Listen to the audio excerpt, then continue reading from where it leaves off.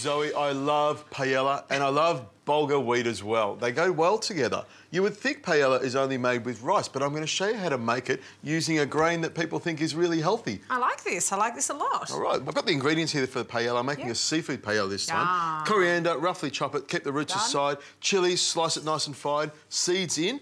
And chorizo sausage. I've just got half a chorizo sausage there. Really strong and tasty, but we'll use that as well. I've got a red onion here. We call them Spanish onions. I like them because they're nice and colourful and got a lovely flavour from them. Did you know in Spain they don't have an onion called Spanish onion? Apparently so, but I'll tell you what, here in this kitchen, it is a Spanish onion. There we go.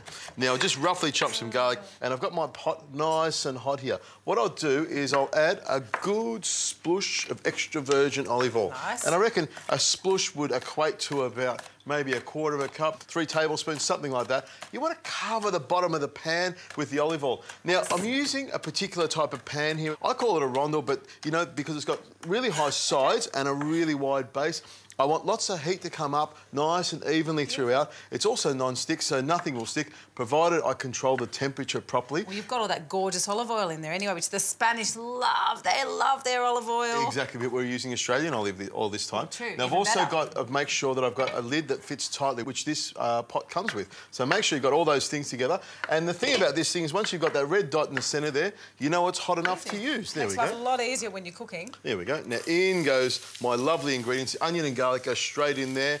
Just come straight across there, grab the coriander as well, pop that in there. The chilli and the chorizo can go in there as well, and those flavours will come together beautifully. Now, I'm going to add some spices. I've got some smoked paprika, which is a very, very Spanish spice.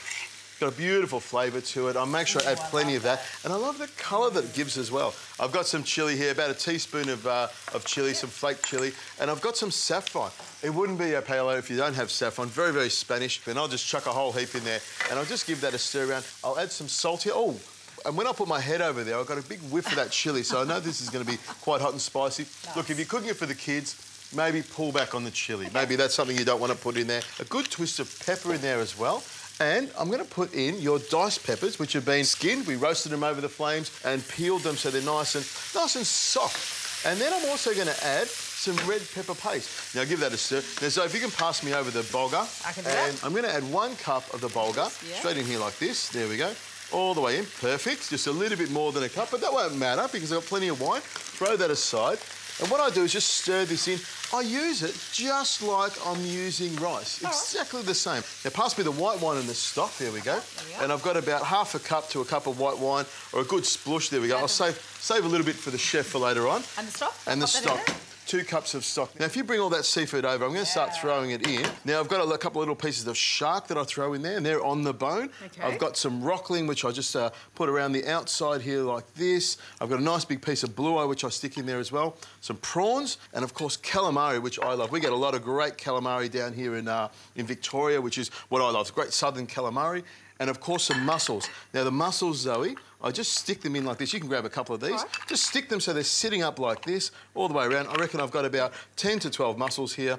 I didn't even bother to count them. But with the mussels, I did take the beards out of them and give them a bit of a wash on the outside. Now, that looks great as it is now. I'll put a little bit more salt on top because fish is, of course, the meat of the sea, and you need to make sure you've got plenty of salt on it. A little twist of pepper, and you can see it's just coming to the boil around the outside here.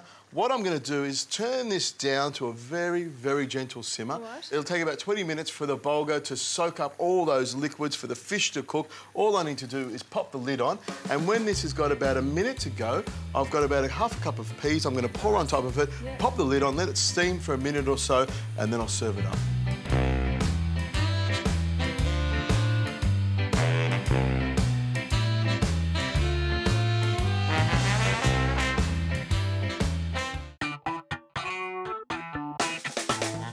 Have a look at that, Zoe. Impressive. Oh, it's good, doesn't it? I love the way the bulgur's taken on all the colour. It does. Great. Now, what I've done is I've just taken it off a little bit earlier. I want it to be quite moist. Yep. So I've just got a little bit of liquid around the side there. It's sort of like the juice or the sauce that coats everything. There's enough heat in this dish to cook those peas all the way through within about 10 seconds. So I'll put that bowl aside.